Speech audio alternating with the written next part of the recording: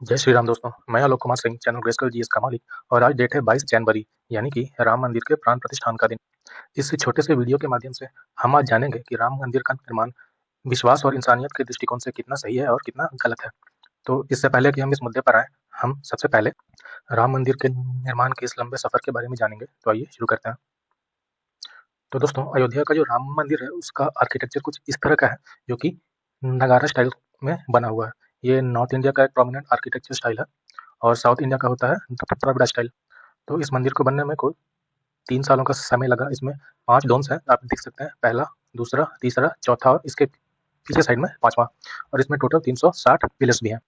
इस टेम्पल की हाइट है 161 फीट और टेम्पल का जो कॉम्प्लेक्स है ये पूरे 57 एकर्स में फैला हुआ है, जिसमें सिर्फ टेम्पल जो है वो 10 एकड़ लैंड पर बना है। तो दोस्तों, सबसे बड़ा सवाल जो हमारे मन में आता है कि इस राम मंदिर का कंस्ट्रक्शन किसने करवाया। तो बहुत से लोग बोलेंगे कि इसका कंस्ट्रक्शन गवर्नमेंट ने करवाया है, लेकिन नहीं। As a secular state, government किसी एक पार्टिकुलर रिलीजन के प्रैक्टिसेस को फॉलो करने के लिए एक कोई भी पर्टिकुलर बिल्डिंग नहीं बनवा सकती है दोस्तों। तो इसीलिए एक ट्रस्ट का गठन किया गया जिसका नाम था राम जन्मभूमि तीर्थ क्षेत्र। इस ट्रस्ट का गठन किया गया और फिर इस ट्रस्ट ने राम मंदिर का कंस्ट्रक्शन करवाया। और राम मंदिर के कंस्ट्रक्शन की जो भी फंडिंग हुई है वो सारे डोनेशंस के तौर पर आई है। और अभी तक का जो इसका डोनेशन है वो है 5,500 करोड़ रुपीस। इतना डोनेशन अलग अलग लोगों ने इस ट्रस्ट को दिया टू कंस्ट्रक्ट राम मंदिर। ठीक है दोस्तों, अब नेक्स्ट, इसमें जो मूर्ति है वो अंदर, इस मूर्ति को वहाँ पर विराजमान किया गया है। और ये जो मूर्ति है इसे बनाया है कर्नाटका के स्कल्पचर अरुण योगीराज ने। योगीराज, तो ये है अरुण योगीराज जिन्होंने इस मूर्ति को बनाया है। इस मूर्ति को बनाने में खास तरह के पत्थर का यूज किया गया है जिसे हम कृष्णशिला कहते हैं, कृष्णशिला। और इसकी खासियत यह है कि हजारों वर्षों तक भी ये कोरोड नहीं होता है। तो इस मूर्ति को वहाँ पर विराजमान किया गया है।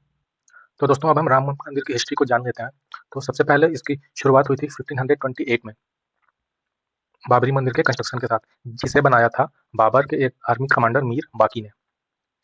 फिर उसके बाद ईयर 1853 में निर्मोही अखाड़ा इस नाम का एक एसोसिएशन था, जो कि बेसिकली हिंदू संतों का एक ग्रुप हुआ करता था। उन्होंने सबसे पहले ये क्लेम किया कि जो बाबरी मस्जिद जो है वो एक मंदिर के रुइंस के ऊपर बनाया गया है। मतलब कि या तो मंदिर पहले से थोड़ा सा क्षतिग्रस्त था, फिर उसको तोड़ करके बनाया गया, या फिर पहले से वहाँ पर एक परफॉर्मिंग मंदिर हुआ करता था, उसके ऊपर बाबरी मस्जिद का निर्माण किया गया है। तो ये क्लेम करने वाले सबसे पहले लोग थे ये निर्मोही अखाड़ा के लोग। तो ऐसा बोल करके इन लोगों ने वहाँ पर पूजा शुरू कर दी। फिर 1859 में ब्रिटिश एडमिनिस्ट्रेशन, जो कि लॉर्ड कर्जन के अंडर थी, उन्होंने बाबरी मस्जिद एरिया को चारों ओर से फेंस कर दिया और सिर्फ मुस्लिम्स को ये अलाउड था कि वो अंदर जाएं, हिंदूज को नहीं। तो ब्रिटिशर्स ने उस वक्त हिंदूज की एंट्री उसमें बैन कर दी। फिर उसके बाद 1949 में ऐसा कहा जाता है कि मस्जिद के प्रेमिसेस में लॉर्ड राम का आइडल, यानी कि लॉर्ड राम का मूर्ति वहाँ पर अपने आप अपीयर हो गया था। या फिर एक थ्योरी ये भी कहती है कि कुछ लोगों ने खुद से ही रात में जाकर के वहाँ पर मूर्तियों को रख दिया था और फिर सुबह वो सबको बोलते जा रहे थे कि देखो मूर्ति अपने आप प्रकट हो गई। मतलब ये कुछ क्लियर नहीं है इसके पीछे की सच्चाई क्या है, लेकिन एज अ रिजल्ट वहाँ पर लॉर्ड राम की वर्शिप फिर से वहाँ पर शुरू हो गई। फिर 1961 में सुन्नी वक्फ बोर्ड, ये मुस्लिम्स की तरफ से कलेक्टिवली फैजाबाद कोर्ट में गए बाबरी मस्जिद पर अपने राइट को क्लेम करते हुए कि मस्जिद हमारा है, वो हमसे बिलोंग करता है, फिर जहाँ पर हिंदू वहाँ पर वर्शिप कैसे कर रहे हैं। तो ये अर्जी लेकर के वो लोग कोर्ट में गए। फिर 1984 में विश्व हिंदू परिषद ने राम जन्मभूमि मुक्ति यज्ञ समिति का गठन किया और राम मंदिर कराने की मुहिम उन्होंने शुरू की। तो ये मुहिम राम मंदिर कराने के लिए 1984 में इसकी शुरुआत हुई। फिर 1986 में फैजाबाद कोर्ट ने हिंदूज को अलाउ किया कि वो वहाँ पर लॉर्ड राम की पूजा कर सकते हैं। फिर जब सिविल कोर्ट में बात नहीं बनी तो फिर सुन्नी वक्फ कोर्ट गया इलाहाबाद हाई कोर्ट में। तो दोस्तों 1987 की बात है, बट इलाहाबाद हाई कोर्ट ने फैजाबाद कोर्ट के फैसले पर स्टे ऑर्डर लगा दिया, ये कहते हुए कि जब तक हम किसी एक फाइनल कंक्लूजन पर नहीं पहुंच जाते, जैसा चल रहा है उसमें वैसा ही चलने दिया जाए। तो उन्होंने कहा कि कोई भी चेंजेस नहीं किया जाएगा जब तक हम कुछ डिसाइड ना कर लें। फिर 1992 में लाल कृष्ण आडवाणी के राम रथ यात्रा को फॉलो करते हुए कर सेवक संघ के कुछ मेंबर्स ने बाबरी मस्जिद के ऊपर चढ़ाई कर दी और उन्होंने खुद से ही उस मंदिर को तोड़ दिया। और फिर इसके बाद बहुत ही एक कड़ा हिंदू मुस्लिम का राइट हमें देखने को मिला। इसमें बहुत से लोग मारे भी गए थे। फिर उसके बाद 1993 में उस समय उत्तर प्रदेश के सीएम थे वीपी सिंह। इन्होंने एक अयोध्या एक्ट पास किया जिसके तहत वो जो डिस्प्यूटेड एरिया था उन्होंने इसे स्टेट के अंडर ले लिया ताकि राइट कुछ हद तक शांत हो सके। उन्होंने कहा कि हम इसे अपने अंडर में ले रहे हैं क्योंकि कॉन्स्टिट्यूशन के हिसाब से स्टेट किसी भी जमीन को अपने अंडर ले सकता है जहाँ तक उसका जुरिडिक्शन है। तो उन्होंने कहा कि हम इसे स्टेट के अंडर लेते हैं। और फिर उसके बाद सन 2002 में इलाहाबाद हाई कोर्ट ने आर्कियोलॉजिकल सर्वे ऑफ इंडिया को कहा कि आप वहाँ पर एक एक्सकेवेशन कीजिए ताकि हमें पता चल सके कि वहाँ पर सच में कोई टेम्पल हुआ करता था या फिर नहीं। तो फिर 2002 में एक्सकेवेशन शुरू हुआ। फिर 2003 में आर्कियोलॉजिकल सर्वे ऑफ इंडिया ने ये कंफर्म किया कि हाँ वहाँ पर टेम्पल हुआ करता था उसके नीचे। फिर एएसआई के कंफर्मेशन के बाद 2010 में इलाहाबाद हाई कोर्ट ने कहा कि हम इस जमीन को टोटल 3 पार्ट में डिवाइड कर रहे हैं। पहला पार्ट होगा वो लॉर्ड राम के लिए होगा, दूसरा पार्ट निर्मोही अखाड़ा के लिए होगा और जो तीसरा पार्ट है वो दिया जाएगा सुन्नी वक्फ बोर्ड को। यहाँ पर इलाहाबाद हाई कोर्ट ने लॉर्ड राम को भी एक लीगल एंटिटी माना था, लीगल एंटिटी। सो उन्हें लीगल एंटिटी डिक्लेयर करके एक पार्ट उन्हें भी देने की बात इलाहाबाद हाई कोर्ट ने कही। फिर 2011 में सुप्रीम कोर्ट ने इलाहाबाद हाई कोर्ट के इस फैसले को ओवररूल कर दिया, ये कहते हुए कि लैंड को डिवाइड करने की तो बात कोई कह ही नहीं रहा है।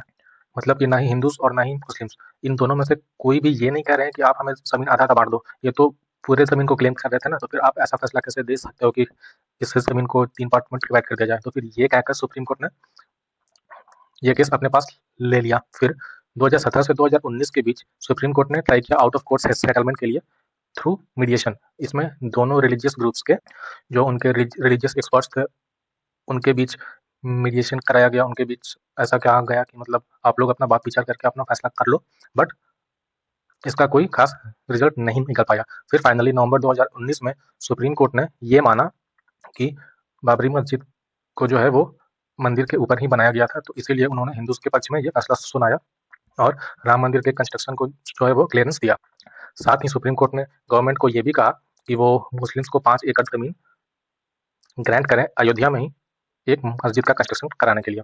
फिर 5 अगस्त 2020 को राम मंदिर का भूमि पूजन किया गया हमारे प्राइम मिनिस्टर नरेंद्र मोदी जी द्वारा और 22 जनवरी 2024 जो कि आज का दिन है, तो आज यहाँ पर राम मंदिर में प्राण प्रतिष्ठान का कार्यक्रम अभी भी चल रहा है। तो ये एक लंबा सफर रहा है राम मंदिर का, जो कि आज ऑलमोस्ट खत्म हो चुका है। तो दोस्तों ये तो था हिस्ट्री राम मंदिर के निर्माण का।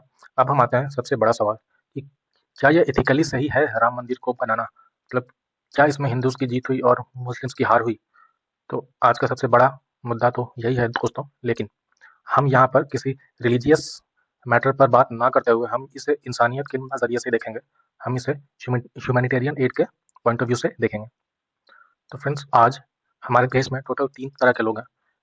एक तरह के लोग ये कहते हैं कि बाबरी मस्जिद ही बननी चाहिए थी। दूसरे तरह के लोग वो हैं जो कहते हैं कि राम मंदिर ही बननी चाहिए थी और अच्छा हुआ ये सुप्रीम कोर्ट ने बिल्कुल सही फैसला दिया कि यहाँ पर राम मंदिर बनाने को लेकर। और जो तीसरे तरह के लोग हैं वो कहते हैं कि यहाँ पर ना तो राम मंदिर बनना चाहिए था और ना ही बाबरी मस्जिद, उसके बदले यहाँ पर एक फ्री हॉस्पिटल या स्कूल बनना चाहिए था जिससे सभी लोगों को फायदा हो या फिर उनके इंटरेस्ट को लेकर के उनके लिए अच्छा हो। बट दोस्तों आप अगर आज के सिनेरियो को देखो तो राम मंदिर के कंस्ट्रक्शन के बाद अयोध्या का जो डेवलपमेंट है वो किस हद तक बढ़ रहा है। आप ये अंदाजा लगा सकते हो कि राम मंदिर के कंस्ट्रक्शन के बाद अयोध्या में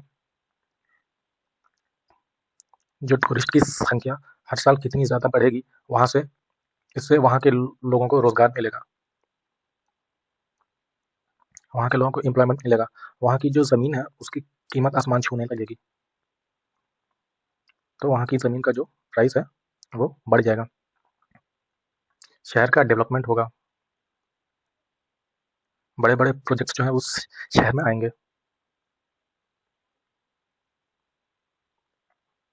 और भी बहुत कुछ वहाँ पर होगा। इनफैक्ट सेंट्रल गवर्नमेंट ने रुपीज़ 85,000 करोड़ ग्रांट किया है अगले 10 सालों में for the beautification of Ayodhya. तो दोस्तों आप यहाँ पर खुद ही सोचो कि अगर वहाँ पर राम मंदिर नहीं बनाया जाता तो क्या अयोध्या में इतना डेवलपमेंट आता? अगर यहाँ पे राम मंदिर नहीं बनाया जाता तो आज अयोध्या का नाम पूरा वर्ल्ड जानता है। क्यों? क्योंकि यहाँ पर राम मंदिर बना। इनफैक्ट गवर्नमेंट अयोध्या को पूरे वर्ल्ड का सबसे ब्यूटीफुल सिटी बनाने की बात कर रही है, सिर्फ इसकी वजह से। तो दोस्तों लोग कहते हैं कि मंदिर ही क्यों, वहाँ पर हम हॉस्पिटल बना देते, वहाँ पर हम स्कूल बना देते जिसमें बच्चों को फ्री में एजुकेशन दिया जाता, लोगों का फ्री में इलाज किया जाता। तो दोस्तों आप लोग क्या प्रेफर करोगे? आप फ्री हॉस्पिटल प्रेफर करोगे या फिर आप ये प्रेफर करोगे कि गवर्नमेंट आपको इस लायक बना दें कि आप अपने हॉस्पिटल का खर्च, आप अपने एजुकेशन का खर्च आप खुद ही बेयर कर सको? आई मीन क्या ज़्यादा अच्छा है, फ्री की एजुकेशन या फिर आप उस लायक बन जाओ कि आप अपने एजुकेशन का खर्च उठा सको, आप अपने इलाज का खर्च उठा सको? मेरे ख्याल से तो यही ज़्यादा बेटर है कि आप उस लायक बन जाओ कि आप अपना हेल्थ केयर और अपना एजुकेशन, अपनी फैमिली का एजुकेशन आप खुद ही देख सको। तो राम मंदिर के बाद यहाँ पर इतनी सारी जॉब अपॉर्चुनिटी बढ़ेगी, यहाँ पर इतने एम्प्लॉयमेंट्स बढ़ेंगे जिसका फ़ायदा होगा यहाँ के कॉमन लोगों को।